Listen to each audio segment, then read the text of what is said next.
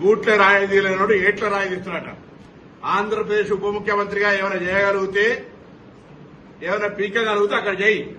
ఇక్కడికి వచ్చి నవనిర్మాణ సమితి పేరు మీద నువ్వు ఇక్కడ ఏదో చేసేటువంటి కార్యక్రమంలో ఇక్కడ ఎవడు సహించడానికి సిద్ధంగా లేడు. తెలంగాణ ఏర్పడితే 11 రోజులు అన్నం తినటువంటి వెధవాచి ఇక్కడ మా తెలంగాణ పట్ల ఏదో ముసలి కన్నీరు గారితో ఒప్పుకోం. వాస్తవంగా పవన్ కళ్యాణ్ నటుడు. అది విలన్ వేషమైనా, గుండా వేషమైనా, హీరో వేషమైనా, రౌడీజమైనా, ప్రేమించే విషయమైనా, ఎంతమందిని నిజ జీవితమా సినిమా జీవితమా ఎన్ని చేసినా దట్ ఈస్ యువర్ ఇండివిజువల్.